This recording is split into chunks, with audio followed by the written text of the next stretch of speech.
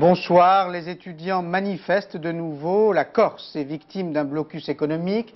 Le chômage continue d'augmenter et l'extrême droite progresse en Provence-Alpes-Côte d'Azur. Cette actualité grisâtre intéressera Richard Boringer, qui nous parlera tout à l'heure du nouveau film évidemment corrosif de Jean-Pierre Mocky, Ville à vendre. Bonsoir, Richard Boringer. Un film air du temps. Ah, totalement. Les gens qui sont un peu agacés, même meurtris, même blessés par tout ce qu'on peut entendre, voir en ce moment sur les scandales et tout, enfin la société actuelle, le film de Mocky, Ville à vendre, est tout à fait le truc, et le truc en plus avec le rire. Le rire. Oui. Eh ben, on entendra ce rire à la fin de ce journal, on vous retrouvera. Déclinons cette actualité avec tout d'abord la colère des étudiants. Ils sont descendus une nouvelle fois dans les rues de Paris et d'autres villes pour dire tout le mal qu'ils pensent de la réforme de l'enseignement supérieur. Reportage d'Anne Gouraud et d'Hervé Gutmann.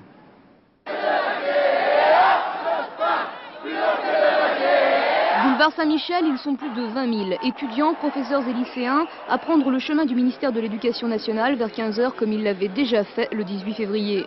En tête du cortège, la faculté Saint-Charles, suivie de Villetaneuse, les deux pionnières du mouvement national.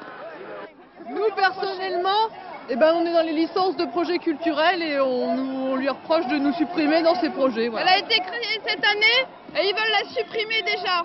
Et on n'aurait plus de maîtrise. Là, c'est vraiment nous barrer la route. Alors voilà, on est emmurés. Et il y a Saint-Étienne, Toulouse qui sont montés, il y a Lyon aussi, donc ça fait quand même pas mal de coordination, enfin du moins de délégués qui ont été élus et qui viennent. Et si on est mobilisé, c'est parce qu'on a lu son texte. Et les étudiants savent très bien que cette réforme est mauvaise pour eux et pour leurs études. C'est pourquoi nous sommes dans la rue cet après-midi. La pause souhaitée par Lionel Jospin n'a pas eu lieu. Quant au dialogue qui s'est amorcé en fin d'après-midi entre le ministère et une délégation d'étudiants, il a tourné court, chaque parti restant sur ses positions. S'ils acceptent de retirer la réforme ou pas, on va juste leur demander leur avis. Et s'ils vous disent non? S'ils nous disent non, on repart et on recommence. Vers 17 h 30, alors que la manifestation s'achève, premiers incidents avec les forces de l'ordre au boulevard Saint-Germain. Une centaine de jeunes extérieurs au cortège tentent de passer en force. Jets de pierre, vitrines brisées, c'est l'affrontement avec la police qui arrête plusieurs casseurs. Plus loin, les étudiants se dispersent. L'île de Beauté se sent une fois de plus mal aimée, surtout mal approvisionnée. Le blocus économique imposé par les transporteurs routiers la prive d'aliments essentiels. Pénalisés par la grève des dockers, les transporteurs organisent en effet depuis 12 jours ce blocus qui sanctionne cette fois les commerçants. Résultat, les étalages des magasins sont vides. Et devant l'urgence, le préfet a convoqué une réunion cet après-midi à Ajaccio. Mais les plus menacés par cette grève, ce sont les agriculteurs qui ont manifesté aujourd'hui. Martine Thiebaud. Des salades en veux-tu en voilà sur la place de la mairie à Bastia. Si en Haute-Corse on commence à manquer sérieusement de produits laitiers et de viande, les Bastiais ce soir ont de la verdure. Une distribution massive de scaroles les aura sensibilisés aux dégâts du blocus sur l'agriculture corse. En fin d'après-midi, les maraîchers ont distribué 9 tonnes de salade, une distribution symbolique qui est aussi un avertissement. Ça fait plus de 3 ans qu'on est excédé par ces grèves à répétition, 48 heures, 72 heures de grève de dockers. Nous ne pouvons plus travailler correctement en Corse. Les agriculteurs corses chiffrent à plus d'1 milliard de centimes les pertes liées au conflit. Estimant être au bord de la faillite, ils ont demandé au maire de Bastia d'intervenir auprès du Premier ministre pour obtenir l'indemnisation totale des pertes de production. On ne peut pas faire de planning, on ne peut pas fidéliser de clientèle et ça fait maintenant 4 mois. Alors ça peut pas durer comme ça, c'est tout de même incroyable qu'une île puisse être isolée pendant si longtemps et peut-être encore pour plusieurs mois. Outre l'indemnisation, les agriculteurs demandent bien sûr le rétablissement d'urgence des transports maritimes et une mesure à plus long terme, la modification de la continuité territoriale. Plus que jamais déterminés, ils attendent ce soir des réponses à leurs revendications. Le nombre de demandeurs d'emploi a augmenté en janvier. Ils sont aujourd'hui 2 860 000.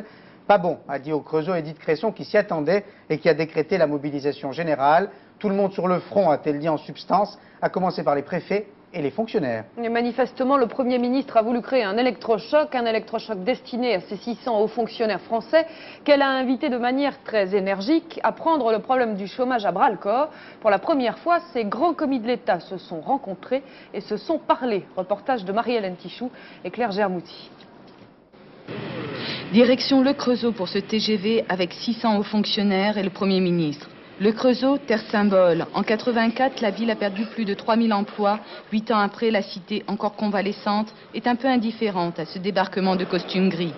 Édith Cresson, convaincue qu'au niveau national, tous les instruments existent pour lutter contre le chômage, demande à l'administration de se mobiliser, d'être imaginative. Un message, la lutte se fait sur le terrain, au préfet de coordonner et d'agir même en période électorale. Pour le Premier ministre, la bataille pour l'emploi, c'est d'abord une obligation de résultat, mais la partie est rude. Le mois dernier, le chômage n'avait pas augmenté.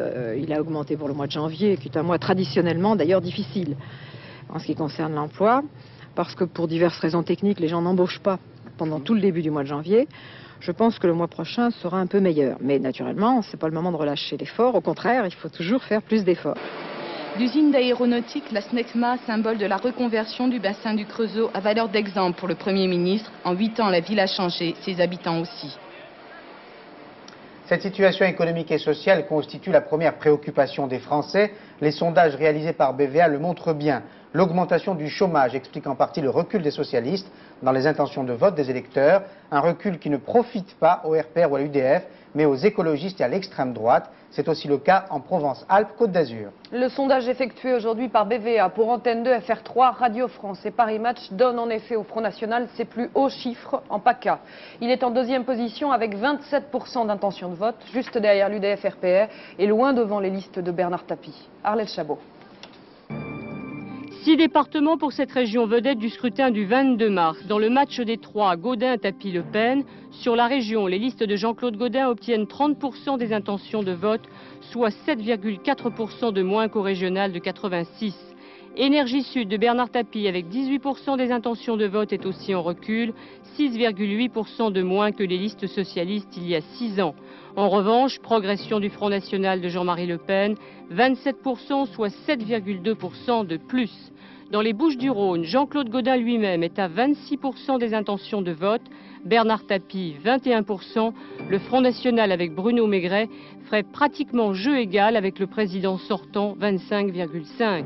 Dans les Alpes-Maritimes, la liste UDF-RPR de Suzanne Sauvégo obtient 31%, pénalisée sans doute par la présence d'une liste dissidente. Le professeur Schwarzenberg pour Énergie Sud recueille 13%, subit sans doute l'impact de la cantonale de Nice où le PS a dû appeler à voter pour l'UDF pour faire barrage au Front National. Seul en progression dans ce département, Jean-Marie Le Pen lui-même avec 27%. À côté, les autres listes dans la région jouent donc les forces d'appoint. Les communistes avec 11% restent stables. Génération Écologie et les Verts obtiennent ensemble 10,5%, soit 8 points de plus que les écologistes de 86. Enfin, sur le choix fondamental des alliances, les personnes interrogées sont partagées. 30% souhaitent une alliance gauche-écologiste, 30% préféreraient une alliance UDF-RPR écologiste, mais 28% imaginent bien une alliance RPR-UDF-Front National. Si l'on s'arrête au sondage de ce soir, Bernard Tapie n'a pas atteint son objectif, à savoir marginaliser Jean-Claude Gaudin pour rester seul face à Jean-Marie Le Pen. Jean-Claude Gaudin résiste dans un climat d'affaires qui pouvait peser sur sa campagne. Néanmoins, c'est lui qui se retrouve aujourd'hui dans un tête-à-tête dangereux avec le président du Front National. Jean-Marie Le Pen, lui, peut être satisfait. Il apparaît aujourd'hui comme le challenger et non plus l'arbitre, rôle qui, dans ce jeu de bascule, échoua à Bernard Tapie. Les difficultés des grands partis sont telles que leurs représentants éprouvent le besoin de parler un peu plus de la vie quotidienne des habitants et un peu moins de leur vie quotidienne politicienne, c'est-à-dire des affaires. Dans les Bouches-du-Rhône, la campagne électorale avait commencé, vous en souvenez, de manière plutôt houleuse. Et on ne comptait plus les algarades entre Bernard Tapie et Jean-Claude Gaudin. Aujourd'hui, les deux leaders ont manifestement changé d'attitude. Reportage à Marseille de Jérôme Catala et Marc Dou. Le plus important, c'est les emplois, c'est le logement, c'est le soutien scolaire. Les trois coups sont frappés. À un mois des élections régionales, la campagne démarre vraiment. Et pour Jean-Claude Gaudin, ici en visite dans les quartiers nord de Marseille, plus de temps à perdre avec les affaires qui ont empoisonné le débat politique, ni avec les listes dissidentes. Car en Provence-Alpes-Côte d'Azur, le taux de chômage est supérieur à la moyenne nationale.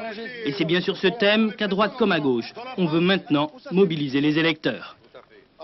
Nous avons fait un projet sur l'enseignement supérieur. Nous voulons préparer les jeunes de cette région à affronter la compétition européenne. C'est ça les véritables enjeux. Et ce n'est pas de savoir telle ou telle chose comme dans les années 1930 à Marseille. Ça, c'est le passé. Tirer un trait sur le passé récent, c'est également le souhait de Bernard Tapie. Désigné par Jean-Claude Gaudin comme le responsable de la médiatisation de l'affaire Claude Bertrand, le leader d'Énergie Sud est aussi confronté dans 2 départements à des listes socialistes concurrentes. Il ne bénéficie pas non plus du soutien de Robert Vigouroux. Mais le patron de l'OM espère encore conquérir la présidence de la région. La seule chose qui peut nous faire perdre, c'est si on continue de nous engluer dans un bassin qui est nauséabond et qui ne correspond pas à notre programme. Aujourd'hui, on a envie de parler de notre programme et nous, on nous parle de nos affaires, des affaires dont on n'est pas responsable. Et pour peaufiner son programme, Bernard Tapie multiplie les réunions de travail avec les milieux socio-professionnels. Objectif, coller aux préoccupations des Provençaux et s'affirmer comme l'un des principaux acteurs du futur développement de la région. Le candidat du Front National, de son côté, sillonne systématiquement depuis un an les Bouches-du-Rhône. Comme ici à Aubagne, en plein fief communiste, Bruno Maigret répète inlassablement les propositions de son parti. Il veut ratisser large en ignorant les affaires qui touchent ses concurrents et en mobilisant les électeurs sur du concret. Avec l'immigration et l'insécurité, c'est la question du chômage, de la pauvreté, de la baisse du niveau de vie pour beaucoup d'entre eux, surtout dans la région marseillaise, qui en effet les préoccupe le plus. Et c'est ce qu'ils attendent maintenant des hommes politiques, avec beaucoup de scepticisme s'agissant de ceux qui ont été au pouvoir. Contestataire au sein du Parti communiste, Guy Hermier n'en est pas moins à la tête de liste pour ces élections. Mais au-delà de cette apparente contradiction, il mène campagne pour une relance économique régionale et contre les affaires.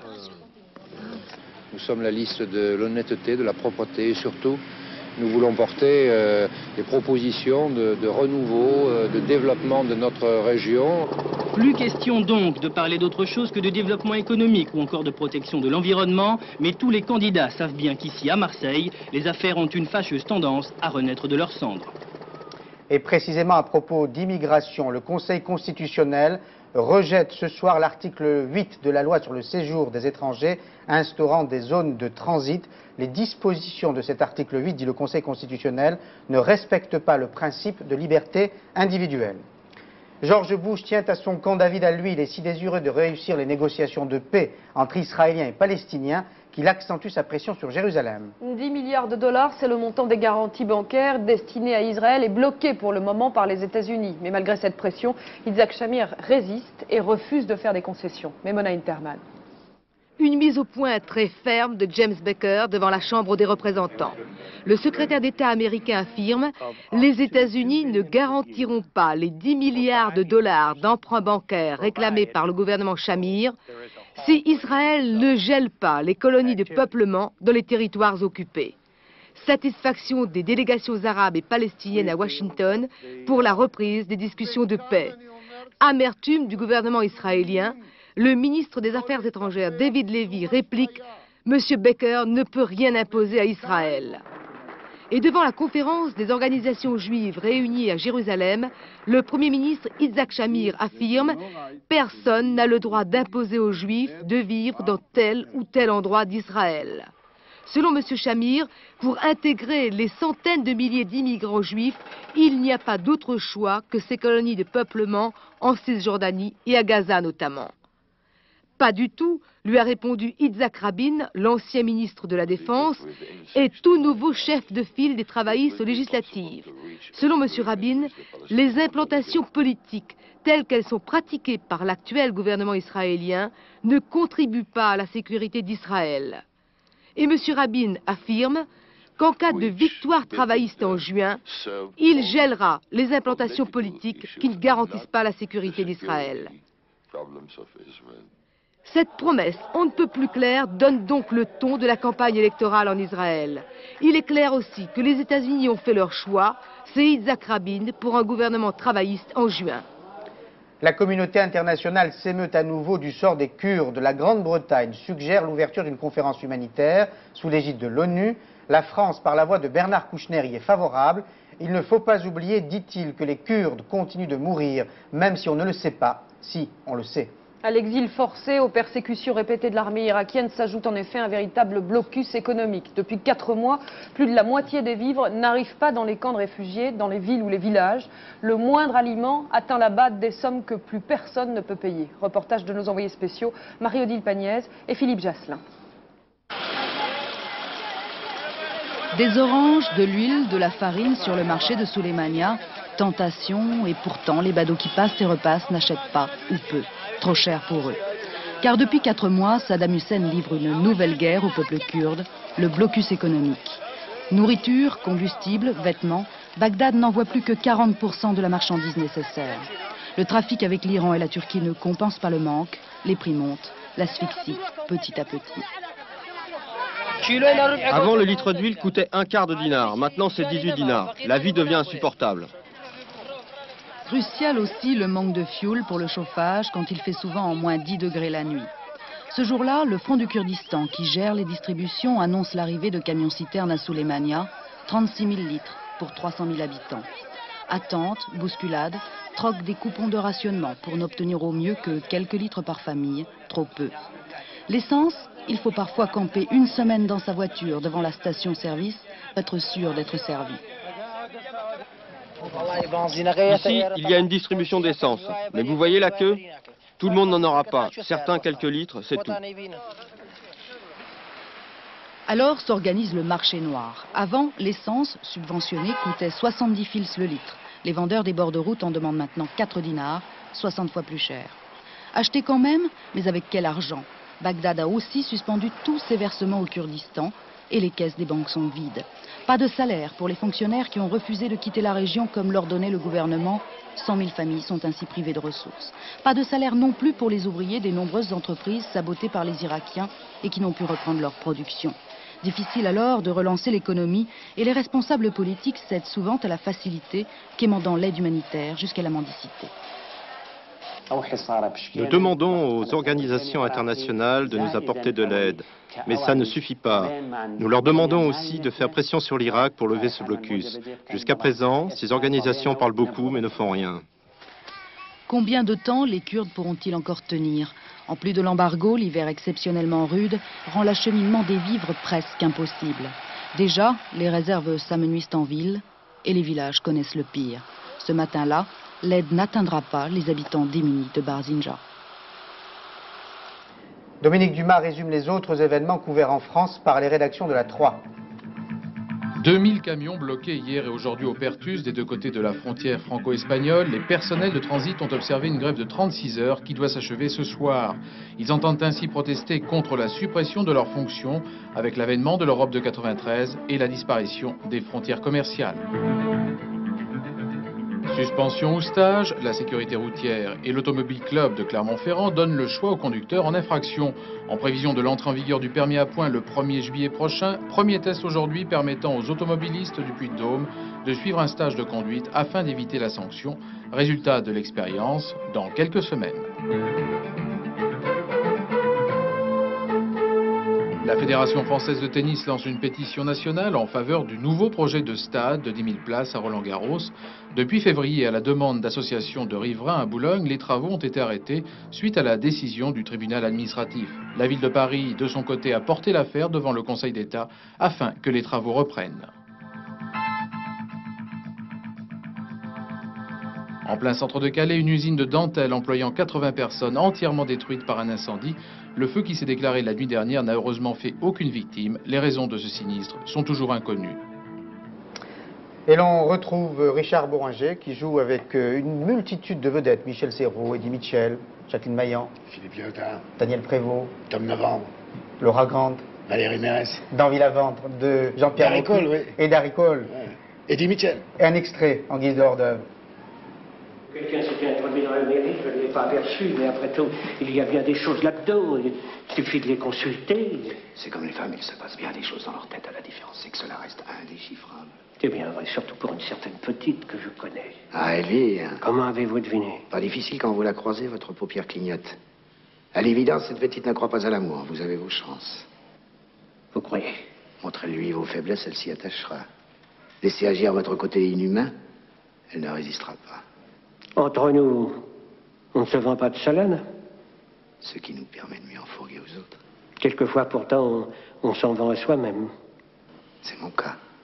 Ça vous arrive? Vous vous auto-intoxiquez? Oui, j'ai des problèmes d'ordinateur féminin. Je vois. Non, vous ne voyez rien. Pas plus que moi. Richard Bohringer, c'est un film apparemment loufoque qui tient à la fois de Zola et d'Agatha Christie. C'est un film qui décoiffe en tous les cas, qui décoiffe. On est parti, on a tourné ça à Metz, ce film à Metz, avec un Jean-Pierre Mocky extrêmement rebondissant et vivace. Je suis très impressionné, je vois la scène avec Michel Serrault. On devient très modeste quand on joue la comédie avec des acteurs comme ça. Alors, l'histoire se déroule dans une ville sinistrée, remplie d'ouvriers chômeurs et fiers de l'être, et heureux de l'être en tout cas, et de notables fripouilles et lubriques dont vous êtes. Oui, on est tous, c'est une bande de canailles, quoi. C'est une bande de menteurs, c'est une bande de canailles et qui donnent de l'argent à ces chômeurs pour qu'ils aient l'air heureux si jamais il y avait des acheteurs dans la ville, quoi. On voit que cette ville, c'est une ville où on fait la fête. C'est-à-dire que c'est comme d'habitude Jean-Pierre Mocky, quoi. Oui, alors justement, on en parlait au tout début de ce journal, film Air du temps. J'ai l'impression que ce film porte sur tout ce qui ne va pas dans notre pays ou dans d'autres pays. La corruption, la violence, le laisser-aller, il y a un peu de tout ça. C'est un grand sac. C'est un grand sac de colère et de rire, parce que Jean-Pierre Mocky, c'est ce que moi je n'arrive pas à faire. C'est-à-dire que je suis très sérieux, très grave et tout, j'arrive jamais à mettre des ailes un peu à des propos graves. Lui, Mocky, il arrive à déstabiliser tout le monde, que ce soit sur un écran ou dans la vie quand on tourne avec lui, en remplaçant comme ça visiblement la gravité des choses par un effet déstabilisateur et complètement ricanant. C'est quoi? C'est une veine anarchiste? Peut-être bien, mais je crois que c'est une infinie pudeur, parce que j'ai la prétention de penser que j'aime beaucoup, c'est une phrase curieuse, mais j'ai la prétention de penser que j'aime beaucoup Jean-Pierre Mocky. Je l'aime comme cinéaste, son parcours, ses erreurs, ses réussites, et malgré tout, j'aime infiniment l'homme et j'ai beaucoup de plaisir à savoir que peut-être dans quelques mois on se retrouvera pour un autre film. Alors, on a parlé de cet aspect corrosif du film, de la violence dans le film, mais il y a aussi des moments de tendresse, de poésie. Dont je ne fais pas spécialement partie. Pas vous, non. on va parler un peu des autres. Les autres, il y a les amoureux. Il y a les amoureux, donc c'est l'espèce de dentelle que Mocky, avec l'amour, avec le couple, parsème toujours ses films. Comme ça, il y a toujours une espèce de bleuette. Ah non, vous êtes terrible, vous passez votre temps les uns les autres à vous entretuer. Évidemment, je ne vais pas raconter la fin de l'histoire. Non, mais on s'entre-assassine avec beaucoup de gaieté, quoi. Oui, voilà, et puis c'est aussi rare, parce que vous nous donnez du plaisir, c'est un régal ce film, mais vous donnez du plaisir, ce qui est rare aujourd'hui dans pratiquement tous les métiers. Alors, on a eu beaucoup de plaisir tous à le faire. Je me souviens de Tom Novembre, quand on faisait Agent Troupe, qui disait, mais qu'est-ce que c'est cet animal, et machin, et tout. Et puis là, Jean-Pierre Mocky l'a rappelé pour faire Ville à vendre, et de tous ceux qui étaient qui doutaient un petit peu de pouvoir travailler avec Jean-Pierre, on a eu, c'est vrai que c'est assez rare, on a une espèce de, dans cette ville, Metz, avec les Messins qui ont été très très charmants, en plus il y a eu une bonne osmose entre notre film, comme ça, et puis les gens dans la rue. C'était très gai, il avait une forme formidable. Alors, ce qui est cocasse dans ce film, c'est que vous éreintez la classe politique, quelle que soit son étiquette, mais le film est parrainé, si j'ose dire, par un homme politique, le maire de Metz, député maire. Ouais. Il a sponsorisé. Il est maso? Il me semble, je sais pas, je suis pas au courant des détails de la production. C'est Mocky qui l'a dit. Donc si c'est Mocky qui l'a dit... Donc c'est vrai. Non, c'était très gai. C'est vrai que quand on vient parler d'un film, on dit toujours c'est formidable. C'est vrai que là, on a tous eu un moment de récréation. Merci Richard Bohringer, ce film sort demain sur les écrans, c'est ça? Ouais. Fin de cette édition, le prochain rendez-vous avec la rédaction, c'est Soir 3 à 22h16, dans quelques secondes, la météo complète de Michel Touret. Il y a un événement sur l'A3, le premier cercle tiré de l'heure de Solzhenitsyn, en 2 temps, 20h45 d'abord, et ensuite après Soir 3, c'est la première adaptation de Solzhenitsyn. Bonsoir, à demain à 19h. Bonsoir.